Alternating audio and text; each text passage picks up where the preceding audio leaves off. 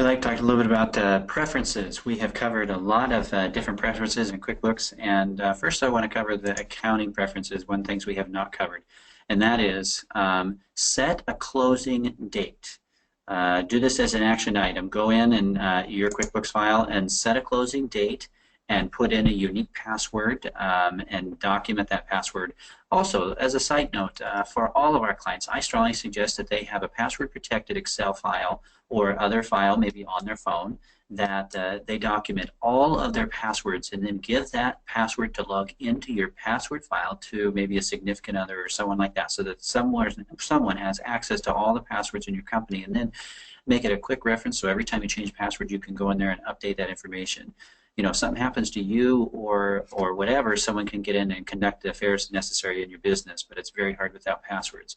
At any rate, you'd put a password in here and confirm it and put in a closing date. I usually close dates after I've completed a tax return for the year. I close that off. I don't want anyone but able to go in and make adjustments to QuickBooks once that tax return is done, unless they explicitly, unless I know exactly what they're doing. The next preference that I'd like to talk a little bit more about is the view under My Preferences. This is just something to go in and check out. Would you like it to have certain sounds or certain displays or not have them, back color, and you want to display one window at a time or multiple windows at a time? Like we've got it set up for multiple windows, more than one showing on here, but you can have just one window in the block at a time. And there's lots of little specifics that you can set up in here. The next preference that I want to look at is the Reminders tab. In the Reminders tab, you have the ability by going up under Company to look at your reminders list. And you can have that show as you open the company. And I would do that. I would check that box to have it show when you open the company, because this will tell you, do you have things to do in QuickBooks? Do you have invoices to print? Do you have paychecks to write? Do you have sales receipts to print, and things you need to get done? And if you use this as a resource, it will tell you, oh man, I've got some bills that are overdue, and it will catch you from making errors and having late. I've been saved by this many times and getting things done in a timely fashion. You can change the time it will warn you before something is due based on a check date 5 days before. It'll warn you that you have a check that needs to be printed.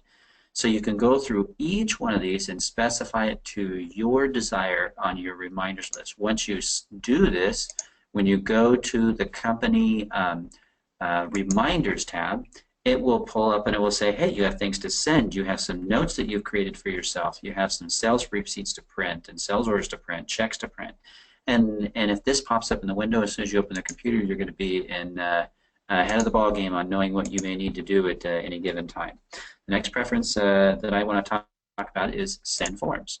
You have the ability to send through your own email, through Outlook, or through QuickBooks email. I would suggest using one of these two. But once you set that up through your Outlook program, it will automatically integrate with Outlook, and it'll keep track of your ingoing and outgoing messages in your Outlook files. When you do this, you can set it up so that there are different kinds of templates, right? And when you email these templates for an estimate, you can put in, by clicking on here, you can go to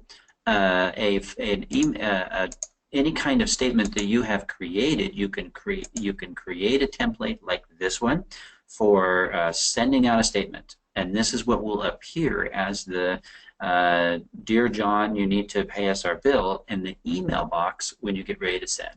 So you can create templates for each one of those, so you don't need to modify it every time you go to send things via email to people.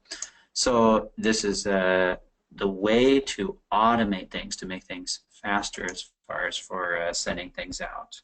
The final simple preference that I want to cover is in relation to spelling.